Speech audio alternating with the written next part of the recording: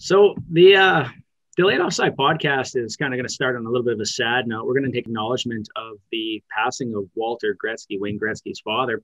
And I was told that a certain member on the panel here has a story he would like to share about meeting Walter Gretzky. So with that, I'm going to hand it off to our good friend, Sunjay.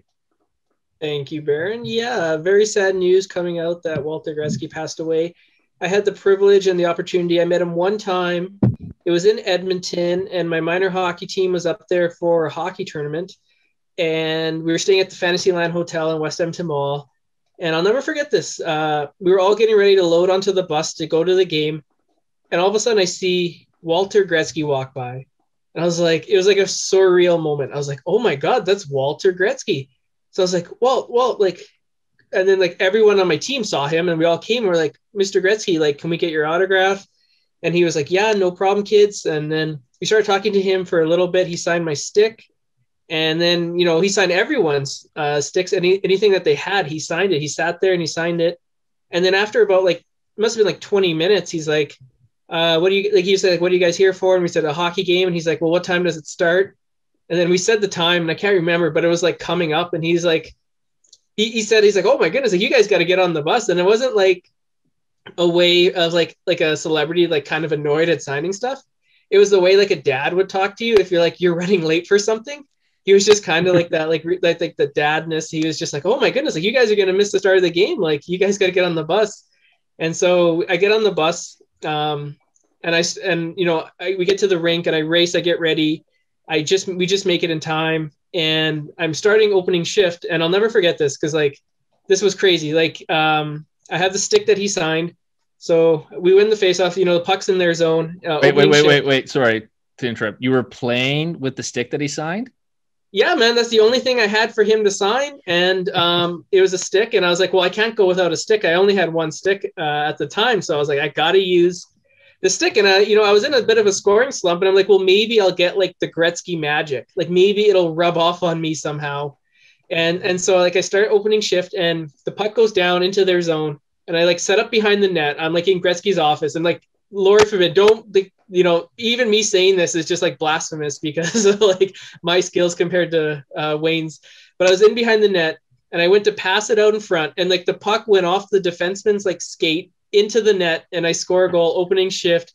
Yeah, I'm telling you, man, it was the Gretzky magic that got me that goal, and it was pretty incredible. And he couldn't have been a nicer guy. And he signed everything, and he talked to everyone. It was just a wonderful experience just to meet him, and I'm so glad I had that opportunity. And just so sad to hear about the news of him passing away earlier this week. Do you still have the stick? I was going to ask it might be at my mom's. I do remember I still had it. And then like, I think maybe like a couple weeks later, like, cause I only had the one stick, some jerk slashed it and broke it in half. But the part where it did say like W Gretzky is still intact. So I got to go next time I'm at my mom's house. I'm going to look to see if I can find it, because that would be just such a cool souvenir to have. Yeah, man, absolutely. Yeah, that's a good story. Yeah, very good story. Thanks for sharing. Thanks for sharing that, man. Yeah. Oh, no worries, man. Yeah, so we'd like to just take this time to acknowledge his passing and our condolences to the Gretzky family. And with that, we're going to start the pod.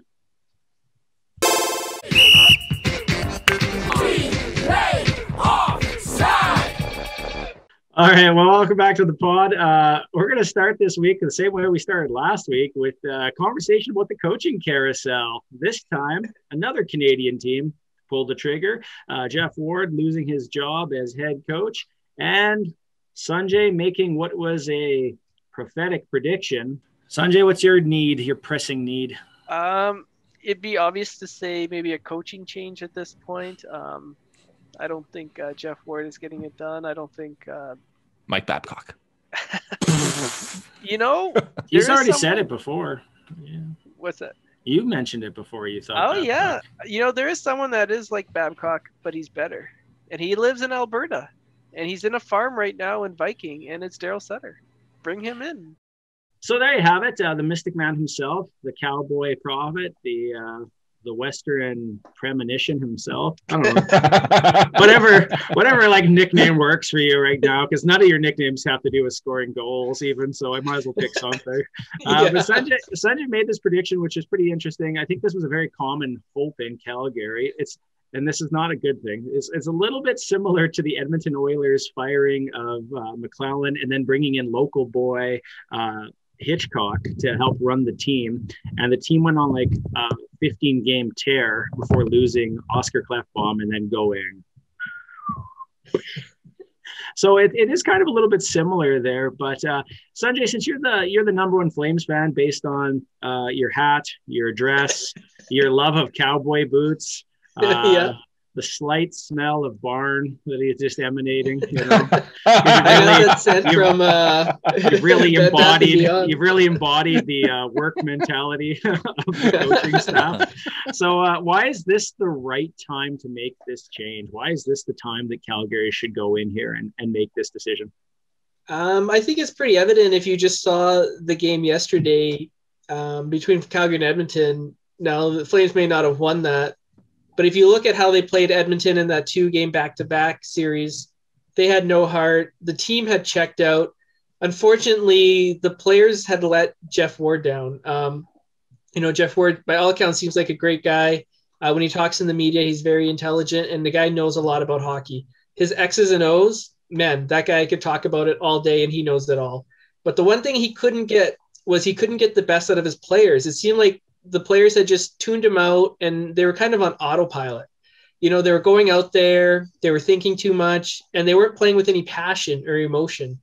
Now, you watched the game yesterday, and while Sutter wasn't even on the bench, there's one thing, they lost, but you couldn't say it wasn't from lack of passion or emotion. They were fighting, they were hitting, they were scrapping. Like, it was a good game. And you didn't see that earlier on. Like, there's been 22, 23 games so far in the season, and that passion, that emotion wasn't there. And you look at this roster on paper, and it's a pretty darn good roster on paper.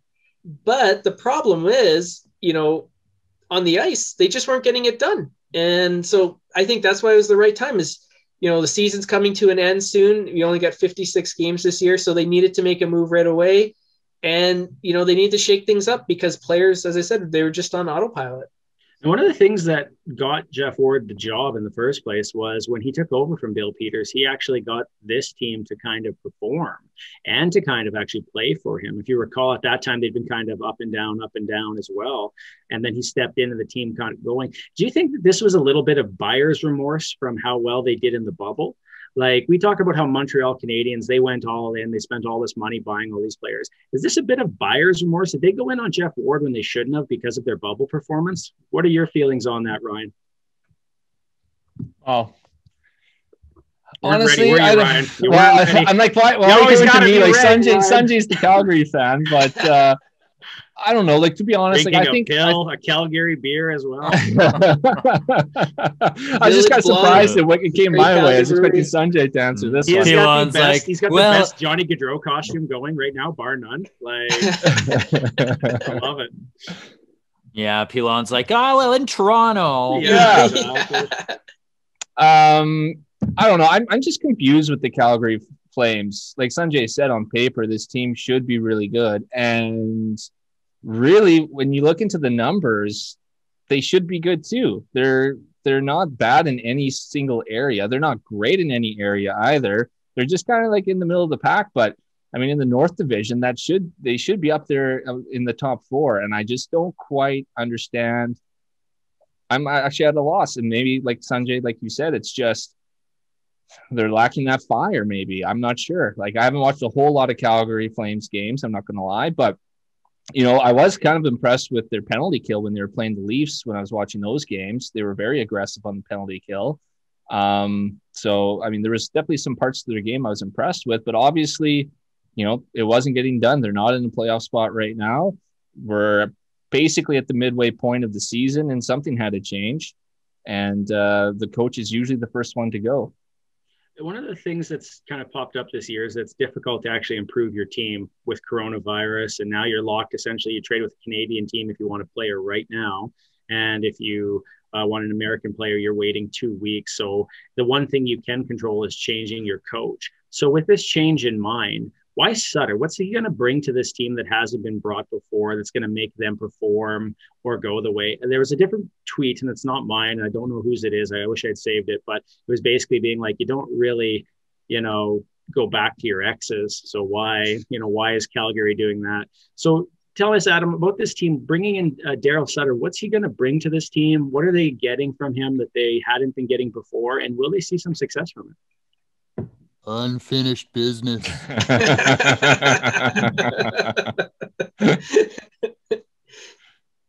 I'm going to talk this whole pod like a Sutter brother. I think that's exactly what they're getting. They, let this guy slip through their fingers when they let him go. And I think they saw him win 2 cups with LA, and the way he was kind of having that team perform was the way he had Calgary's team performing before. They were a workhorse team. Oh my God, I feel like such a farmer saying that. I like you saying nice things about the Flames, though. Keep it up. It's nice to hear. He does, though. Like he's gets his guys to play a hard game. And like what I mean by hard is they're hitting, they're heavy, they're in the corners, they're hard on the puck. They're a difficult team to play against. And that has not been the case for much of this year at all with the Flames. You can kind of see little Jekyll and Hyde coming out of them. Is Johnny going to show up? Or if it's not the style of game that Johnny's bred for, he's kind of invisible. When Lucic is your best player in the latter part of his career, that's not a good thing. Not saying Lucic is a bad player. I'm just saying that's a solid third line guy that you have on your team for leadership and virtually security, right? He's going to throw the mitts when he needs to. So there needed to be a mix up, but he's going to bring a work ethic that team hasn't had in a while. Sunjay, do you think, sorry to ask questions, Baron, but I'm just curious. You should be. I don't mean to take over your role or anything. I'm just curious. Sanjay, do you think this team is or can be a Sutter team? Do you think they have the personnel to be that hard to play against, hard hitting, hard working team that he likes so much? There's that journalist degree just coming up. Hey, holy, had to ask a question. That was good. No more questions from you, Pilon. They're too hard. that was good. I like that one. Yeah. Let's hear it. Sanjay. I'm curious to find out myself. You look at the top line, and you mentioned Gaudreau and Monahan. They're 2 players that I'm curious to find out if they can play it. But then you go down the lineup. Matthew Tkachuk absolutely can play that game. He's shown it his whole life. And, I think after when they had that team only meeting and someone said, you don't have to go hard all the time, that really hurt him. You could see his play took a noticeable decline after that. And yesterday, while he didn't put any points up, he played pretty good. He had gotten that tilty with Neil, and he got a stupid penalty at the end. He shouldn't have jumped. He knows better than that. But besides that, he was playing hard. Lucic can play that game. Giordano can play that game. Chris Tanev can play that game. Anderson can play that game. So they do have pieces that can play the game. But, did you not mention Bennett because you think he's going to get traded? Sam Bennett, absolutely he can play that game. You saw it last year in the playoffs. And, he's money in the playoffs. It's the regular season that always, he can't seem to find a scoring touch. So if he can bring that playoff intensity for 82 games or however many games in the regular season, you got a 20 goal scorer in your hands. We're someone that was just maybe a 6 or 10 goal scorer. So if he can play that game and be what Sutter wants, he's going to be a tremendous player for the Flames. So I definitely think they have the pieces. And, Sutter, he had other players in LA and Calgary that weren't playing that game. I remember Calgary had players like Christian Huselius, or LA had players like Marian Gaborik, who, they were more skill as opposed to physical players. So what was his name?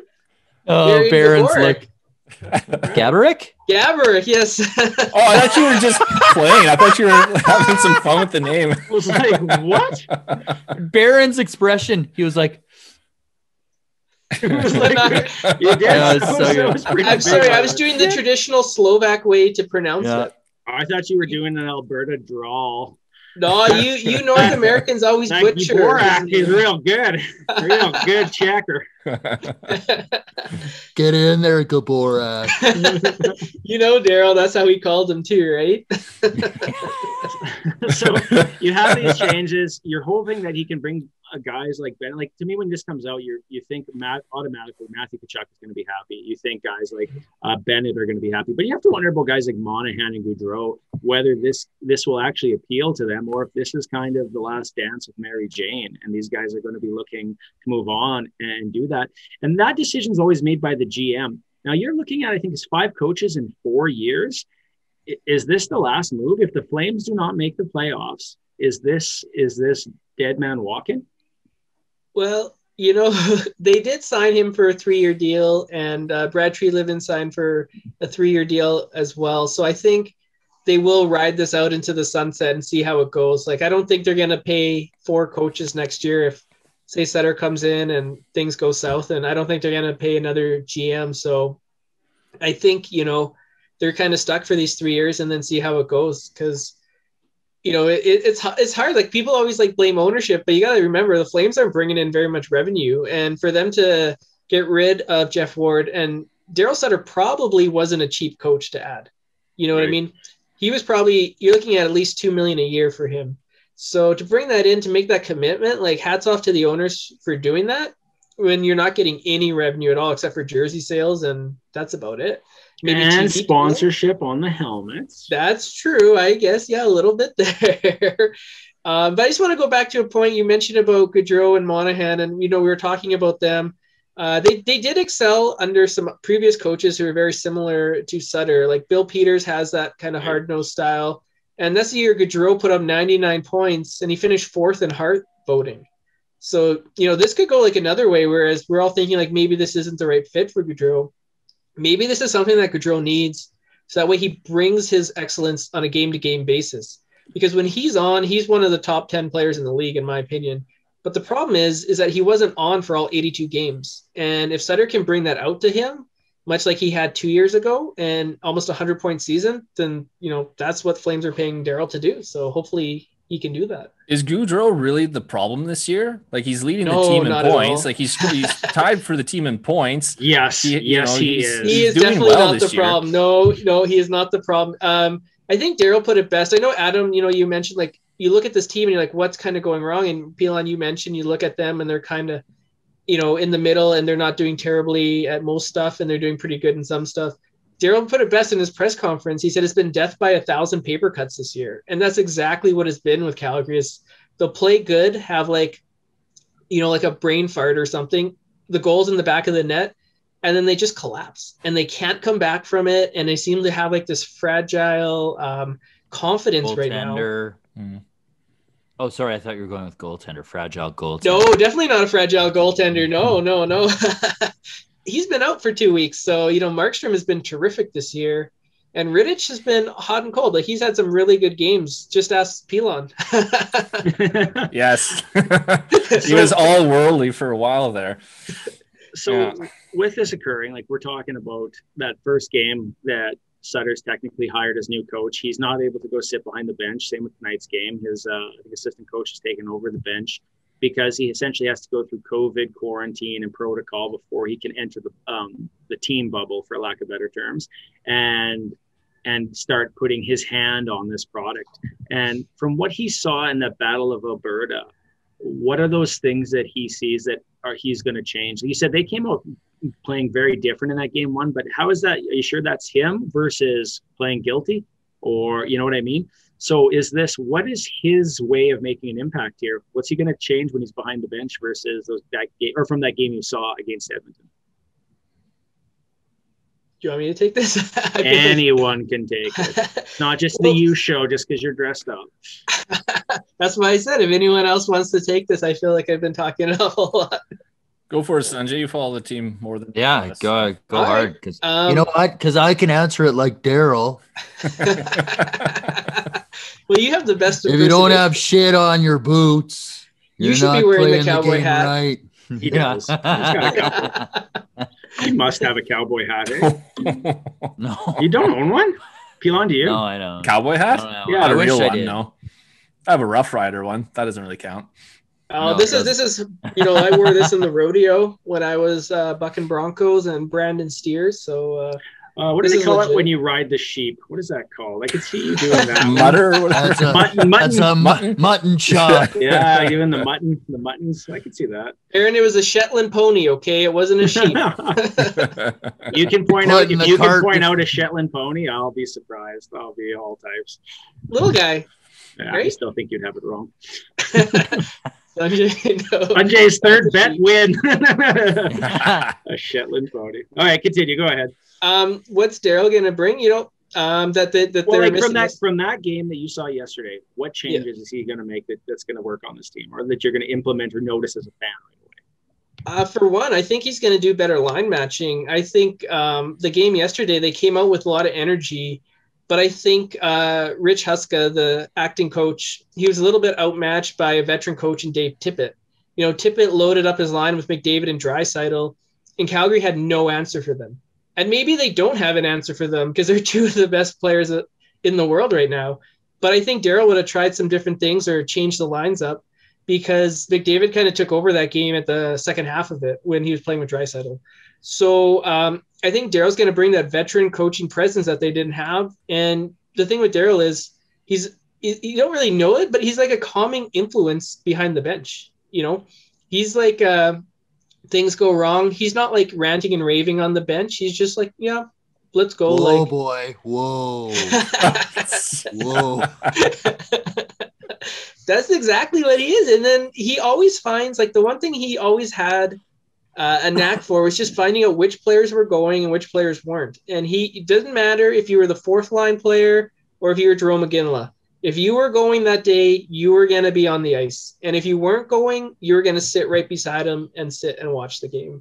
And that's something that Darryl's not afraid to do. Like, I think Geoff Ward kind of just got in the habit of rolling the lines. And if Monahan was having a bad game, he would still play him. Whereas Darryl, I think, would be like, okay, Monahan's not having it today. Let's see more Mangiapane. Let's see more Dubé. And he's gonna do that.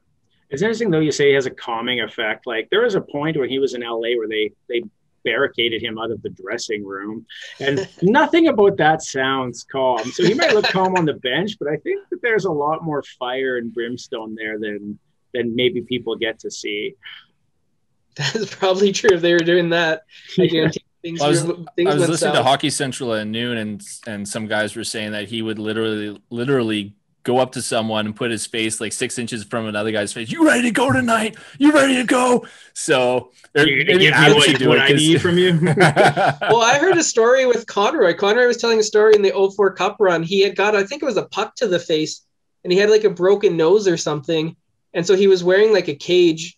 And I think it was like an overtime or something. And Sutter in the dressing room was just berating him. Like, are you going to get going? Like, you're wearing this cage. Like, what are you doing? You're just like, you're not helping the team. What are you doing? And he was just riling Conroy up.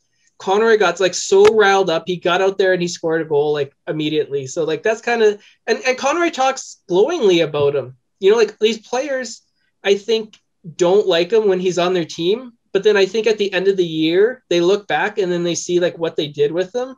And now this is me talking, like I don't have any experience with him, but I think like you hear the Flames talk about Darryl from 2004, Iginla, Conroy, Rhett Warner, they all speak glowingly of him. But they all mention like he was hard to play for. We're going to take a little bit of a switch here from the Sunjay Sutter train love fest that we're watching for 20 minutes. So hopefully you've stuck around for most of this. I'm sure you have. It's all the Leafs fans waiting to see about how's Leafs talk. Waiting for Adam to piss them off is what I think you mean to say. Yeah. But we're going to look at a little bit of predictions here, which is our prognostication of who we think we're going to be the final four teams heading in based off of division. So this was posed by the panel in the group chat, but essentially that we pick who's going to be the top team for each division and who I think the final four teams will be heading into the Stanley Cup. So I see a couple of you grabbing your cell phones. So with that in mind, I got to look at the standings. I'm going to make my picks first. I think Pilon's probably got his done because he's probably like his that. question. Yeah. So I'm going to go with mine. I think it's going to be my 4 teams that I pick are going to be Toronto. The one that's probably going to be a little bit surprising is Philly, Tampa, and I think Vegas. Now, the reason for that is Toronto's taken a pretty big lead here right now. They're playing pretty good hockey. There could be some stuff, depending who they end up against in the playoffs, that could kind of end up coming back to haunt them. I mean, the fact that right now they didn't have a great series against Vancouver after essentially beating the piss out of the Oilers is a little shocking and not exactly great. Philly is not the top team in their division, but I do think that they have been kind of riding the hotter goaltender, which has been Brian Elliott, but they're getting players back, and I still think this team has a lot of skill and firepower. Tampa is Tampa, and Vegas is looking as close to a rival as Tampa as there is. There was all this talk about Colorado earlier. I think it started to settle down a little bit, injuries, COVID and everything, and Vegas to me looks like a surefire team to head out of there. So Pilon will give you the next shot here on this and your final 4 and why. Sounds good. So I'll start with the West, and I'm going to go with the Colorado Avalanche. I know No. I originally picked Vegas before the season began, and they're still one of the top team. I mean, they're the top team in the division right now, but they're not very good on the power play. And I mean, while you get more 5-on-5 play, in the playoffs, special teams are still huge. And I just see Colorado winning that special teams battle against Vegas at this point in time. So unless Vegas can turn that power play around, I just don't think it's strong enough. New York Islanders I have for the East. I think they're just too strong defensively. And defense, well, I'm not going to say they win the championship for them, but they'll get them far this year.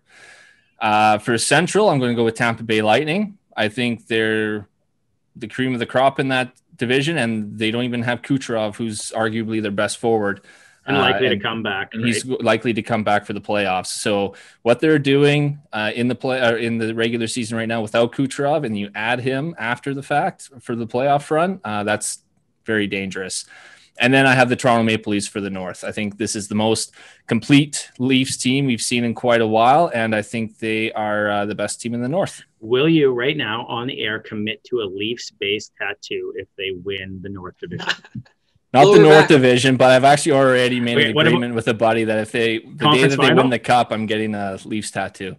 What if Lower back? It's got to be lower back. Here, you can have it. You'll have the cup dead center, and then you'll have like a hand lifting on one side with Matthew's number, and another hand lifting on the other side. You guys send me some Arnold's designs, number. and I'll see which one I like. Oh, please send in your design for a Leafs-based tattoo. Yeah, no, at Delayed it would have to Offside. be a face maple leaf Oh God! with like a very small Stanley Cup We just snaggle need tooth. We need to do this for the next episode. Our Leaf-based tattoos Yeah. for Ryan.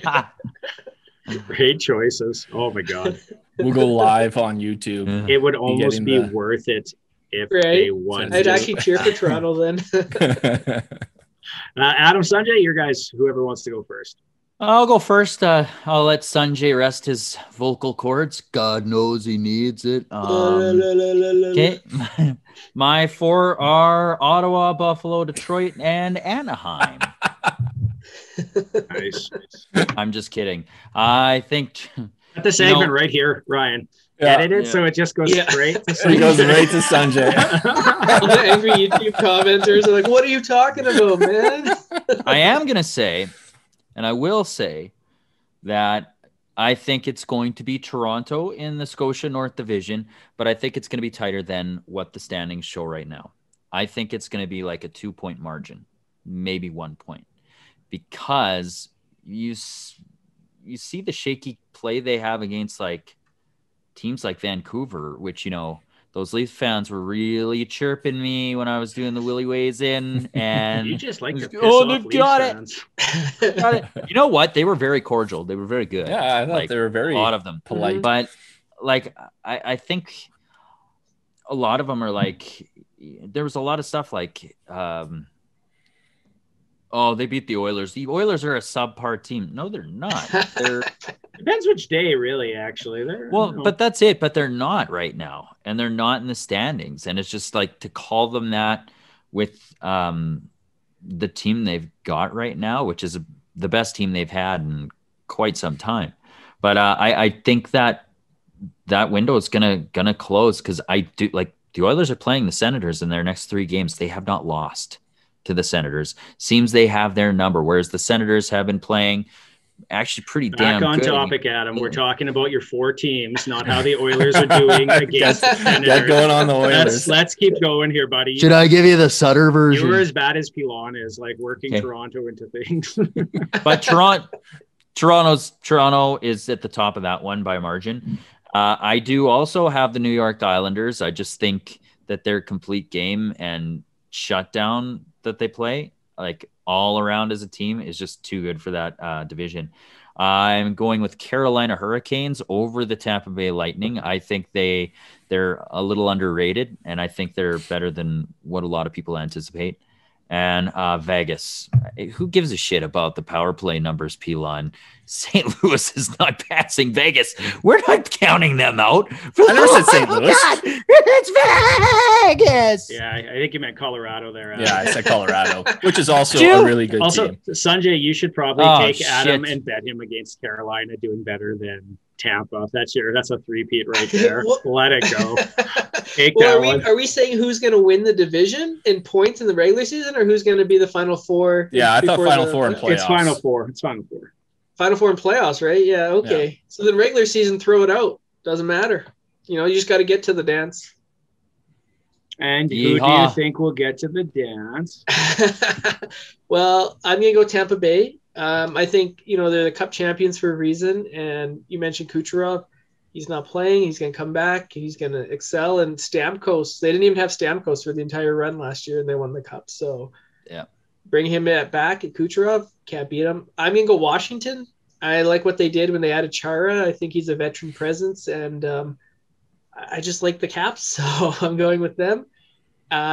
Switching gears to the West, everyone's saying Toronto. My heart says Calgary, but my head says I'm going to actually say someone else. Just to keep things interesting, I'm going to go Winnipeg.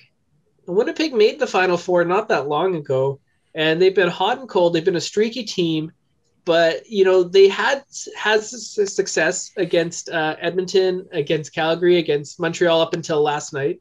So I think Winnipeg actually is pretty good, and they got Connor Hellebuck, who was the reigning Vezina Trophy winner. So give me the Jets. Let's see the Jets go. Go Jets, go. And Timo Solani's going to come back, and Keith Tkachuk, and they're going to just light it up. So Jets. And in terms of the other West Division, I'm going to go Colorado. I think Nathan McKinnon and adding in Nazem Kadri, I think that's a big plus for him and for the Avalanche. So I'm going to go with Avalanche. Wow. Actually, sorry, not Kadri, Saad. No, you said Kadri. Kadri came in last year. He didn't like Calgary, so he went to Colorado, and he probably made the right choice. It's interesting though, but certain teams are common, right? Like some people have said Vegas, Tampa, like those have been very common picks. Toronto has been a very common pick. It will be interesting to see because, like you said, playoffs aren't like season isn't predictor for playoffs, not always. But I do think certain teams, if you're winning by a large margin, it's harder for you to hit your slumps, and that's kind of where it's going to be interesting. Sorry, I just want to mention one thing about Toronto because we've been talking about the Leafs. Yeah. We got to get that viewership bump, so I got to mention Toronto. I'm actually concerned that Toronto is running away with this division too easily because when it comes down to the stretch, these games won't matter for Toronto. Teams like Calgary, Edmonton, Montreal, Winnipeg, and Vancouver, they're going to be scrapping to get into the playoffs, and they're going to be battling every night playing playoff hockey. The Leafs, they're going to be resting guys. They're going to be taking it easy. It's going to be like a vacation the last week or two of the season. So I don't know, if they can turn it back on because they've got this huge lead that I don't think anyone's catching them, and I don't think anyone would disagree with me saying that in terms of the regular season. But I think that's to the detriment of them. Ron, you're the avid fan. What do you say? I mean, I think that's a fair point. We've seen that happen before where teams run away and then slow down. They're not fighting for their lives going into the playoffs, and then to try just turn it back on come playoff time is difficult. We've seen that time and time again. So, I mean, that's a great argument. I'm just going with overall the team I think is the best in the North, and that's why I picked Toronto. Okay, way to avoid that question. So we're going to go to the worst question that's been proposed by the panel, which is who should Toronto be worried about? Which is like, And believe it or not, I did not put that question in there. That's you. It had to be you. No, it wasn't me. It was you. I only meant it being a bad one because I thought it was you, Peel. I was like, wow, he's just loving this team right now. It was not me. I did not put that in there. Wow, you know what they say about assumptions. So let's go with that. Who should Toronto be worried about? I mean, yeah, a team that like dismantled Edmonton and took them out of could they be the top of the North conversation, and then dropped 2 games to I'm like out of the playoff picture Vancouver right now. So there is a little bit of inconsistency there. They have lost games to Ottawa and like we said, Montreal and so forth. So, yeah. So where are they? Who should they be worried about? Themselves. Is that directed towards me? That's directed towards anyone on the panel. It's not just you. Okay. I think they're their own worst enemy. I agree very much with what Sunjay just said. I don't think they're as good as they think they are.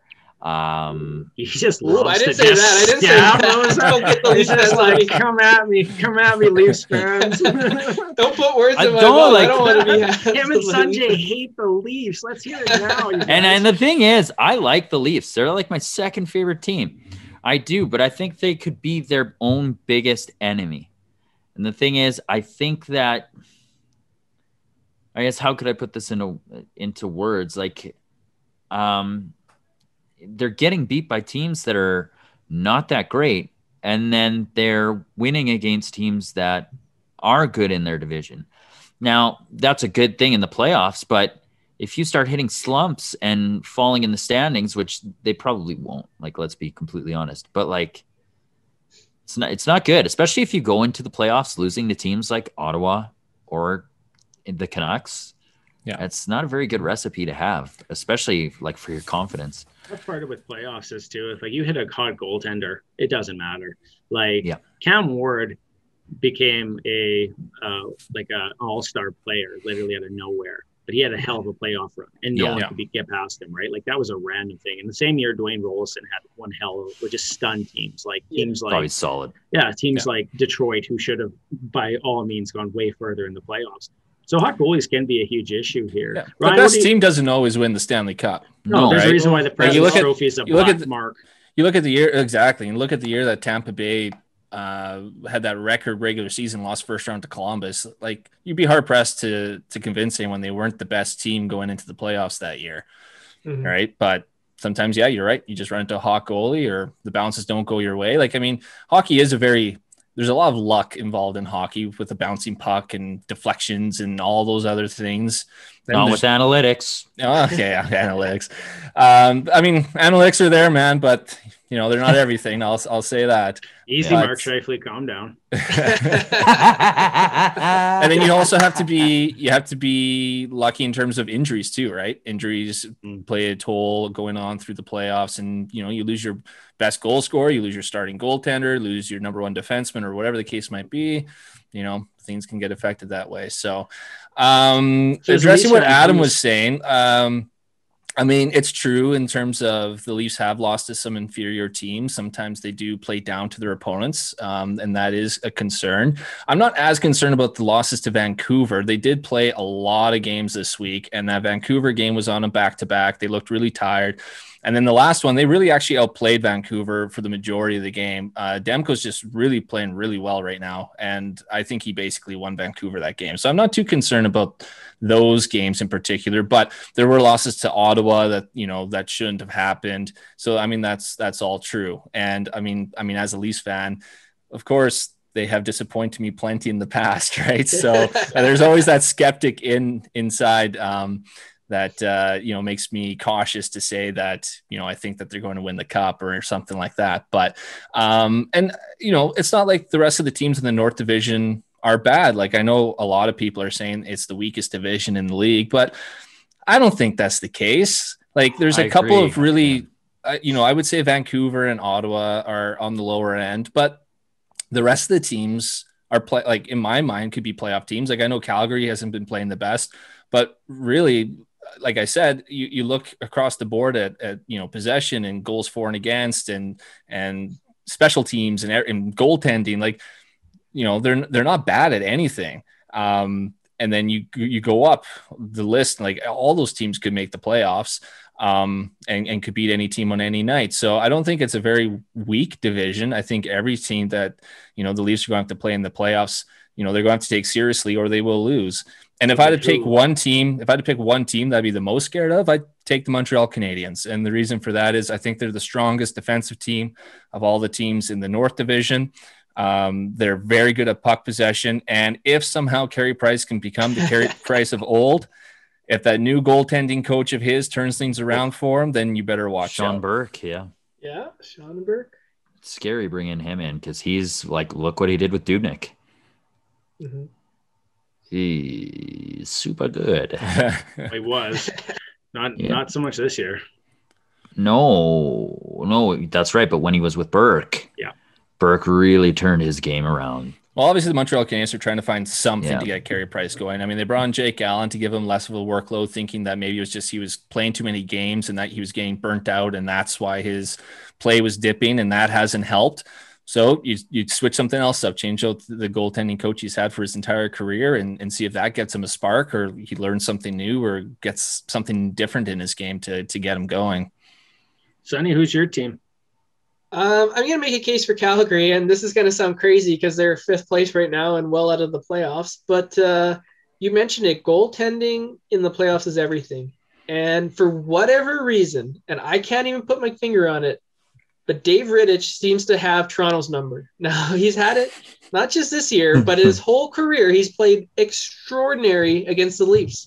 Like, you take off his mask and it's like prime Dominic Hasek back there. Like, it's crazy. His numbers, I think he has like a sub 1.5 goals against average against the Leafs and like a 930 save percentage. Like, it's crazy, his numbers against the Leafs. And if he gets in, if Calgary gets in, they'll get in because they scrap their way into the 4th playoff spot. And if they go with Rittich because he has, the hot hand against Toronto, I think, they could have potential for an upset. So for me, I'm making my case for Calgary and big save Dave. Fair enough. I'll go a different one from everyone else, and I'll say the Winnipeg Jets, because I think they have elements of each of the different things. They have really good scoring. They have lots of center depth. They have different ways they can beat you. Their goaltending, if it's hot, can be very hot. If it's not so good. But I do think that they, and to it, like Montreal more so, but then those two teams have almost like a design style that they're going to be built for the chance of the playoffs. And if they get there, it's a different game. And that's really one of the issues with the NHL is you can build a team for so good in regular season, and they can't do crap in the playoffs because of how much it changes. The hitting, the holding, the grabbing. Like, it's a completely different sport. It literally digresses back into like old style hockey to some degree. And if you don't have the build, you don't make that, right? You look at the teams that have won recently. Tampa, they sized up a lot more. St. Louis, yeah. Like, those teams had a different style and build, and they didn't necessarily have to be dominant the whole year for that to happen.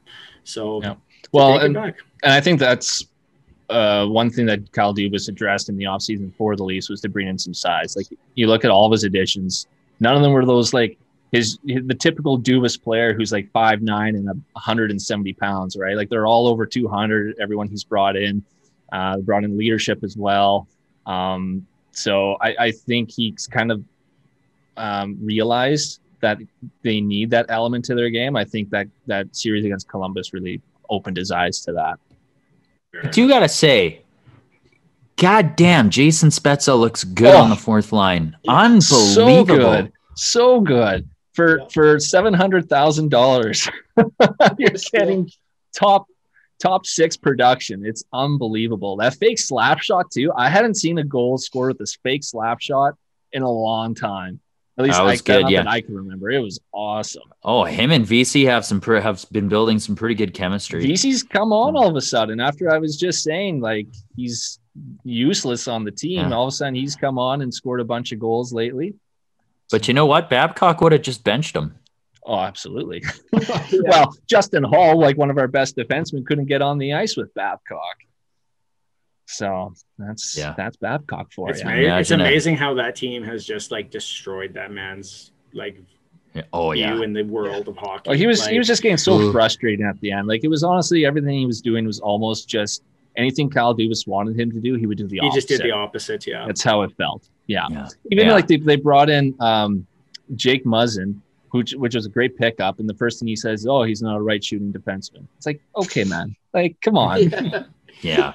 Could you imagine a phone call between Mike Babcock and Darryl Sutter? Oh, can you do Hey, Darryl, how are you? Yeah, I'm good. Yeah, you?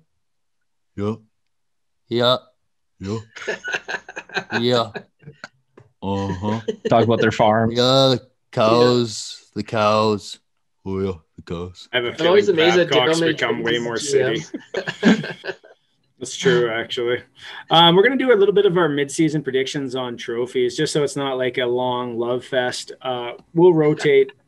We'll each get to say our piece, but then we'll let one person take a shot as to why their person is the one for the case. You guys just put your hands up if you want to take that one or not. But we'll start with the Hart. So who should win the Hart this year?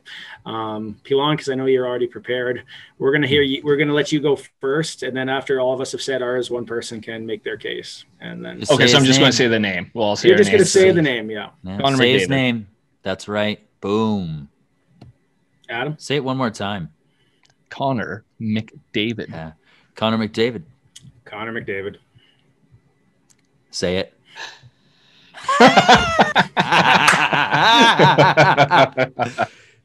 Connor McDavid.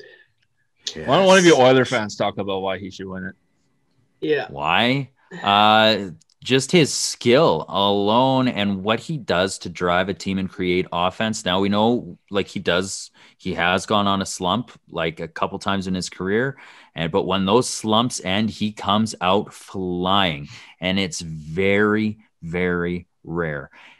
Other players have a hard time keeping up with him, first on the ice and in points. There is no other player like him. He is, like what they say, a human cheat code. So that's where I'm kind of, that's good. Where I go with it. Yeah. Very good. We're going to move on to the Norris next, to the Norris nomination. I'm going to do the same. I'll start. I'll go with Cale Makar. Since I'm ready and no one else is. This was tough for me. I really had to pick between the two of them, and I wasn't sure. I thought Victor Hedman or Cale Makar, but I am leaning very much towards Cale Makar. Yeah, I'm right there with you, Cale Makar. This is great. Cale radio. Makar. Great radio. Cale Makar.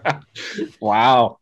We didn't plan this either, folks. No, we all just picked. Everyone just typed into Google, good defenseman. Yeah. Oh, this guy. Yeah. Top one. I can take this one. Sure. So, yeah, Cale Makar followed up his Calder season with obviously a Norris-worthy sophomore season. Near the top of the league in defensemen in points, plus minus, expected goals against, and takeaways. Just 22 years old, boys. He's already one of the best defensemen in the league. Nice. Then we're going to move on to everyone's favorite position, the goaltender position of the Vezina. So I think we're going to see some difference in here. Will we? Well, I'm definitely going off. Oh, okay. So I will say that much. I'll take Andrei Vasilevsky. Ooh. I'm going to take him too. I'm going to go with Kevin Lankinen. Ooh, okay. So obviously we know who's winning your Calder. Yeah, I'm going to go with Mark for the Calder. Marc-Andre Fleury. That's a good one too. Good one. Yeah, he was my runner-up. Anybody have an option? Who wants to take this one? Sunjay or Baron? You two haven't done it yet. I'm good, man. I haven't seen much. I just saw that he was like leading the league in a lot of stats. So yeah, I'm gonna. That was a hell of an explanation. He's good, but don't sell yourself short. I'm gonna go with Kevin Lankinen because I do believe, honestly, if you looked at the Chicago Blackhawks this season, you did not think that was a playoff team. You did not think that was anything better than a sub 500 team. You lost two of your top centers in Jonathan Taves, who's still out for some mystery reason, and you haven't heard anything, no updates. Then you had Kirby Dach, who is literally looking like a legit legit NHLer drop out, and here this team is still firing on all cylinders, and they're getting good goaltending from him. I think he's got 9 wins, 4 losses. He's got a 919, I think, save percentage, and that's pretty damn good coming out of nowhere. Whereas at least with Vasilevsky, he's behind a good defense, he's behind good forwards. You can't say that for Kevin's team, so that's why he's my Vezina pick.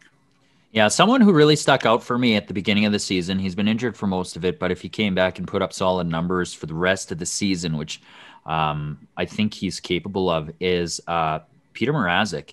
He's got a 2-1 record.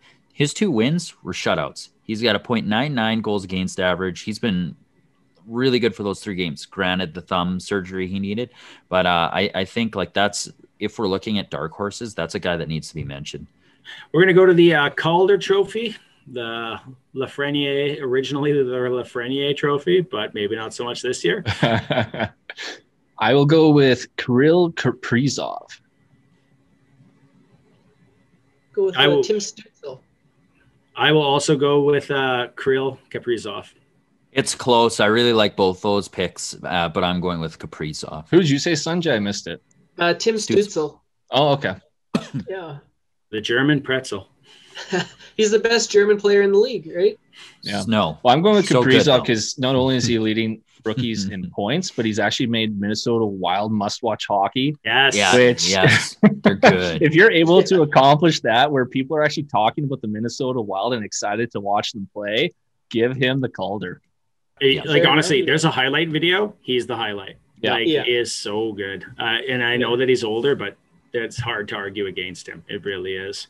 And our final trophy of the evening, the Selke. I'm going with Joe Pavelski. That team isn't very good.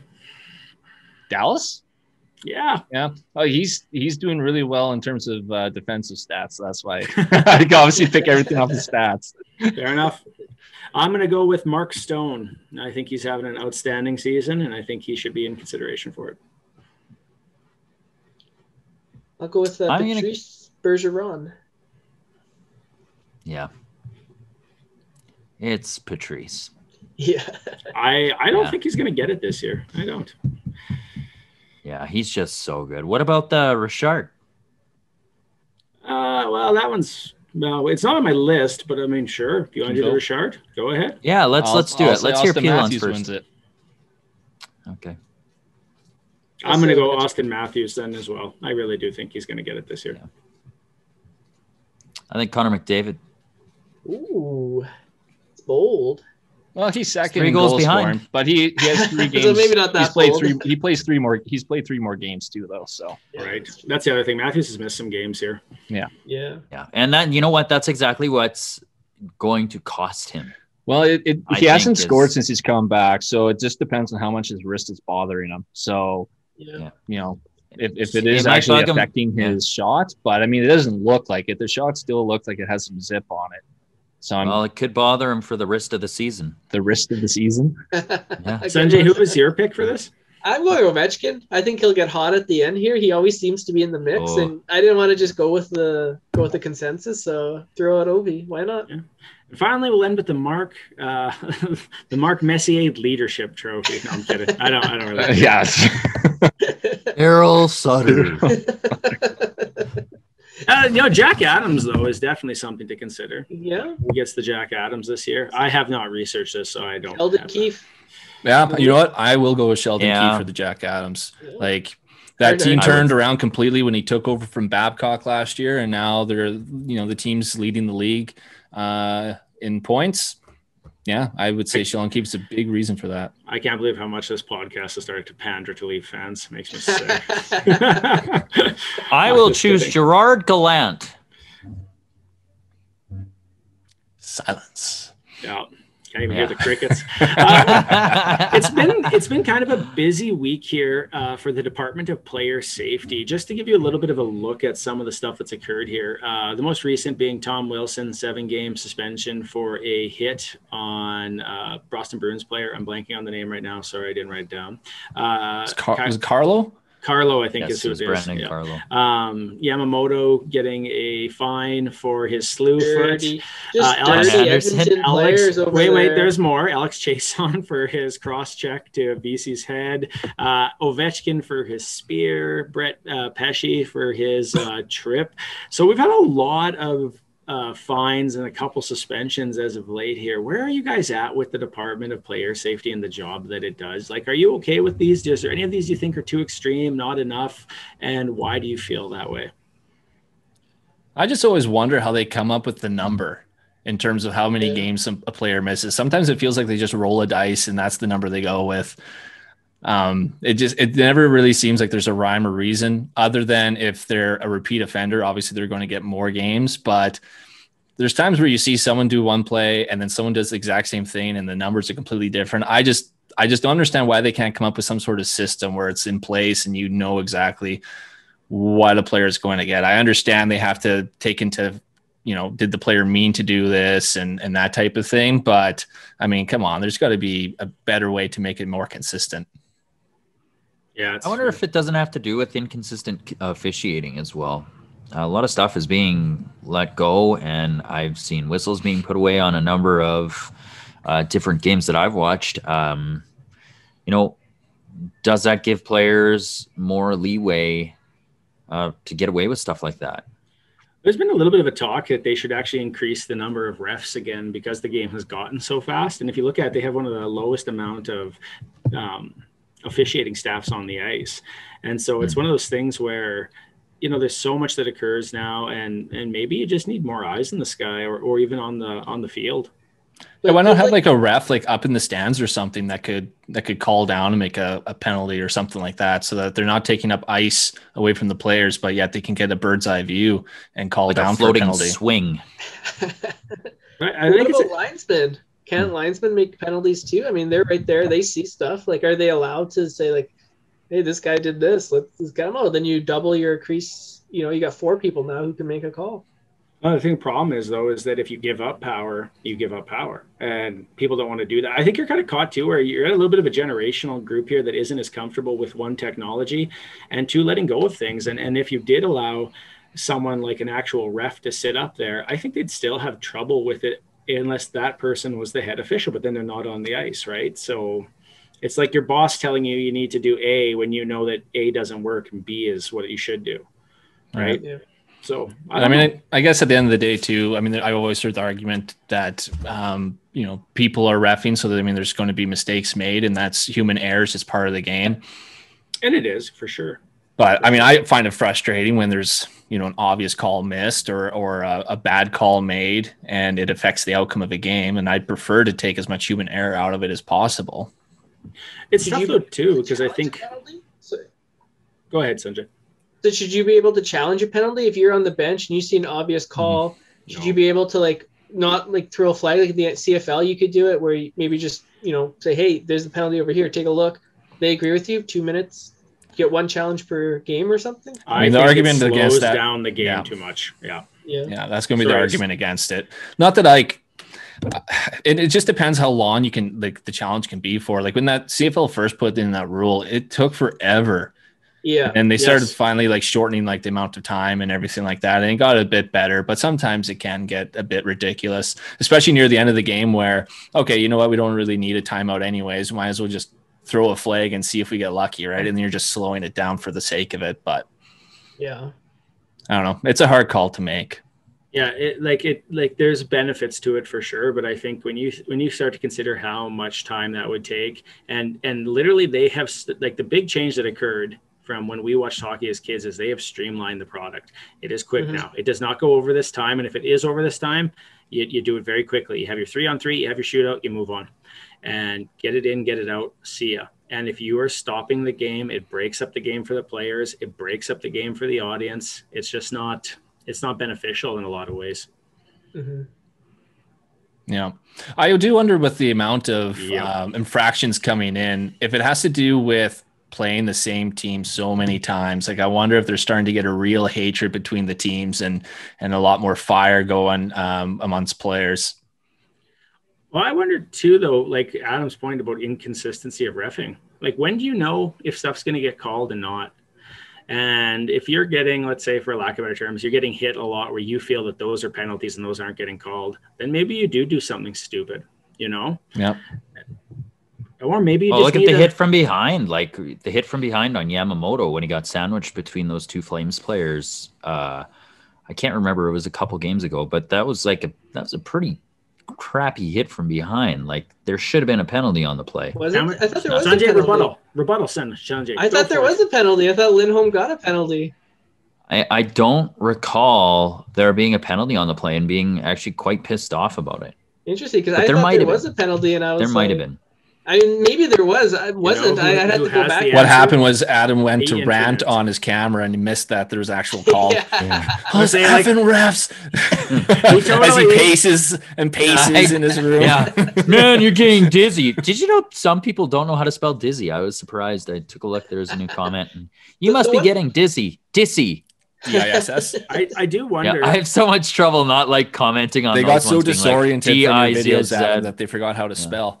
They couldn't tell that it was an S and not a Z at all. It's like they couldn't figure it out. Yeah. I do wonder if there's not like a part of your house that just has like a tread in the carpet or in the hardwood floor from you going back and forth there. Yeah. A lot of people. Sorry, go ahead, Adam. Oh no, I was just blown away by the amount of people that watched that Leafs one. I've got some good numbers over those for the 3-game stint. So who do you think's right on the call here for whether or not Lindholm got a penalty? Adam or Sunjay? Would you guys like to put a bet on it? Well, I don't have money to bet, but I will do a gentleman's farmer's. I'll do a farmer's bet. You don't have $10 to give him? No. I might have to give him $10. Like, yeah, exactly. It could be $10. We can just do like $5 if that works for you, or okay. I'll do peer pressure. I don't know how we're gonna find that out though. $10. I'll do 10. Okay. This is the list of penalties in the game. 14-16, Kyler Yamamoto. 15-30, Milan Lucic. 15-30, Darnell Nurse. 16-52, Kachuk. 16-52, Neal. 18-04, Leon Draisaitl. 2-35, Brett Ritchie. 6-48, Leon Draisaitl. Not the last game, but the game 10-03. It was the last game we were talking about. I'm sorry that you didn't understand the rules, Sunjay. 10-03, Matthew Kachuk. Shame on you. Boo. No. The game that we're talking about, the hit from behind where Lindholm and the other Flame sandwich Yamamoto, that wasn't last game. That was 2 games ago, wasn't it? Or 3 games ago? We haven't played. They haven't played Calgary in a while. Wasn't that what we were talking about? Yamamoto got sandwiched. That was like 3 games ago by Lindholm and another Flame. I thought it was last game. I thought that wasn't last game. Lindholm got Yamamoto got sandwiched from behind last game, was it? That's a good question. You're talking the 7-1 loss, like that game? It was either the 7-1 loss. It was like earlier in the year, the sandwich from Yamamoto. It wasn't last game. It wasn't like the 3-2 Edmonton win game. Maybe we'll have to figure this out after, and we can let the audience know next episode who won the bet. It's a 7-1 game. If it's was it the 7-1 game? It's a 7-1 game. Elias Lindholm has a 2-minute for boarding. Yeah, see that there it was. Yeah, but see, I thought it was last game that it was. There we go. It came out. No, it wasn't. $10. It wasn't last game. It was wasn't it? It was the 7-1 game. Yeah, but the last game, Yamamoto he was just reckless with his slew foot. Like, that's dangerous. Easy. Just dangerous. Just come on, Kyler. Slew foots.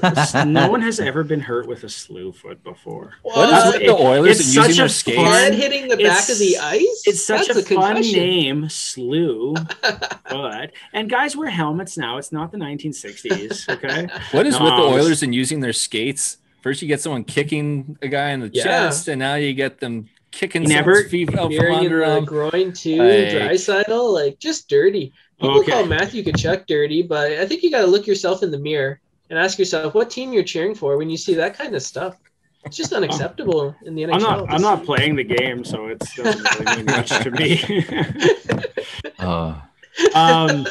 We're going to move on to our final segment, which is the Northern Exposure segment on the Canucks de Vancouver, the Pacific Coast team of joy, I guess, unless you're a Canucks fan, and that's awful. I am not actually sure who's covering the exposure on this one, so I can't really give an introduction to who's doing it. And I think it's going to be a lot of silence here because I don't know that anyone is. I think it's Sunjay. I thought it was Sunjay too. Yeah, I'm pretty sure it's Sunjay. No way. Really? Well, Jay Beagle. Yeah. Yeah. We'll send him this clip. He's like, thanks for not watching me. Vancouver, kind of middling around. They beat Vancouver twice. They've beaten Calgary a bunch. They can't seem to beat Edmonton, though, so there's that. This is Vancouver. The worst Northern Exposure segment, bar none. You gotta give me some prep. I mean, you just threw me under the. Not my fault. Not my fault that you are not prepared. Shame on you. Look, we can do this as a committee, but I think Thatcher Demko has kind of emerged as the number one goalie on this team as of late. He's had some pretty stellar performances, and I think this is what they were hoping from him when they kind of got out of the bubble and had to let Markstrom go, that they were going to get that Thatcher Demko again. So there's been some emergence there. At least there's some talk that they want to be a team involved in the trades come deadline, that this team is going to be able to like make some moves, add some players, and try to bolster its lineup to make a push here for the playoffs. Is anyone feeling that is actually good move at this time? Well, I think you should move, but I think you should be sellers. I don't think at this point you can't look at it and say, okay, we're going to bring in a couple pieces and this is going to help us get into the playoffs. I mean, you're near the bottom of the division and your team's not good enough. Sorry. You're defensively not very strong. Demko has come on and that's helped them a lot. Pedersen came on until he got hurt. Yeah. But now he's out. Besser's gone cold though. Although he scored against Toronto, but leading up to that, he went cold. He had started off strong, so it doesn't feel like they're quite clicking. And I just don't see why you would trade assets for the future, because this team should have a bright future. They have some really good young players, Quinn Hughes, and Pedersen, Besser, Bo Horvat. I mean, they're all fairly young. Demko, how old is he? I think he's fairly young, isn't he? Yeah. So, you've got some great pieces to build a strong team around. And I don't see why you would trade away future assets when obviously you're not a cup contender. So trade away, older players, veterans, get some pieces back, get some picks and prospects, whatever you can, and continue to build for the future. I understand it's been a long process, and I had read an article where Bennings said that he needed another 2 years, and there was some anger about that because he said that 2 years ago, and smart man, you can never catch people him. are I said next year. Pissed off at excuses, but sometimes it takes longer than you think, and there's been some missteps. There's been some contracts given out that shouldn't have, and it's kind of held the team back a bit. So you just got to keep building around those young guys and keep adding great young players as well. One thing I'm curious about is,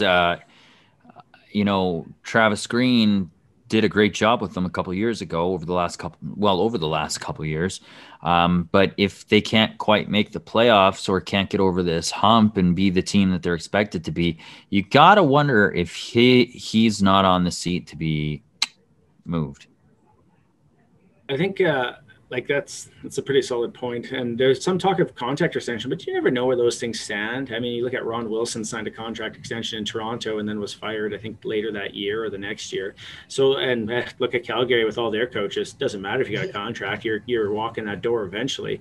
But I think some of the absences, some of the people that left this season really had done more covering for the star players than we'd really saw.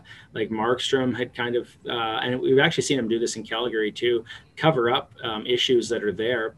And Tanev, which was a surprise to me actually, is kind of getting a lot more credit this year because without him, Hughes's numbers defensively are awful. Like they're atrocious. He's offensively, he's dynamite, but outside of that role, he's not ready. And we see it takes a long time for defensemen to grow into that role. And I think that those things kind of got exposed a little earlier than we want. One of the things I know Vancouver fans were actually excited about is that they thought Holtby regain his form, that with the goaltending coach and the help that he would actually come back into form. And he has been the opposite. He has not been good since day one. And that had cost them pretty heavy pretty early on. Yeah. Yeah. And their blue line is kind of slow too. Like Edler's older, right? He's not the fastest defenseman. You got Tyler Myers, again, lucky he's got a long stick because he gets, beat around quite a bit. So sprawled out. He's doing the Chris Russell starfish on the ice last game. That's not what you want to see. No. Yeah. I mean, none of us have predicted Vancouver to be in the playoffs before the season began. Did you? Oh, okay. Except for Sunjay. Yes. None of us have predicted Vancouver to make the playoffs. I think that playoff run fooled some people. I mean, I understand they lost some key pieces, but I also think that playoff run was on the back of strong goaltending for Markstrom and Demko. And you can't depend that you're going to get that hot of goaltending all the time. And that covered up a lot of their issues in the playoffs. Now, the thing that will come out of this at the end here, is this GM going to be here at the end of the year? Is that and what's going to occur here? Because essentially his work is what's put them in this spot. And whenever that seems to occur to a GM, that's usually a death notice. Expectations and your handiwork and failed results just never add up beyond anything. So the fact he hasn't fired a coach yet makes me think he still feels pretty comfortable. Because, I mean, the first thing you're going to see is a coach fired when they feel their job's in jeopardy, right? So if he hasn't made that move yet, I'm thinking he feels pretty comfortable. But maybe, there's something there that he doesn't know about. But I don't know. He's had this team for quite a long time. How long has he been GM for? 7 years? Is that right? I could be incorrect here. I'll look it up, but I was reading an article. I don't think you're far off. I think it was like 7 years he's had this team for. He's been there for a while, by that point Linden in time, before. you should be. I think Linden was just president, wasn't he? Oh, I think Linden just served as president, and then they. It's like you bring back your star player and you do the same thing you did to him the first time, right in the back with the knife. Just, your number might be gone, but you'll never feel comfortable here ever again. You're going back to the Islanders, Lyndon. That's right. Just to go back to something said a long time ago when we weren't talking about the Canucks, I think the Islanders are the most boring team to watch. Honestly, Matthew Barzal's amazing, and everything else outside of him is snorefest. Yeah. But would you take it if you're winning? I mean, you look at that lineup, and they're leading the division, and you're just like, or maybe like their tops, but like. It's true, but like, have you sat and watched an Islanders game and been like, what a fun time?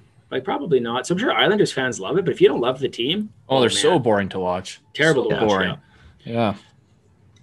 Did you find out how many years it was? 7 years. Yeah, 2014 is when he was hired. Oh, wow. Yeah. So we'll take this time to apologize for our brutal northern exposure on Vancouver. I thought we did a pretty good job collectively. We kind of put it we strung something together for our Canuck fans. Alexander McGinley, they're still top 2 scorers. So yeah. They just need to bring back Messier. Oh, yeah. The leadership they require. Well, with that, it's time to say goodbye. This is another episode of Delayed Offside. Like, subscribe, comment on the videos or on Twitter, because I mean nobody does that yet, but you can ask us questions. Please ask us polls. Please send us your designs for Ryan's lower back tattoo. It will be a beauty thing of art when the Leafs win the cup. I'm going to suggest that it's done in black and white so he may take a mark, because that's the last time anyone saw the cup in Toronto. So that's right. I know it's the only joke that everyone has, but it's always the 67. All right, with that, I'm Baron. I'm Adam. I'm Ryan. I'm Sunjay, wishing you happy trails. This is Delayed Offside. Thanks again. Subscribe.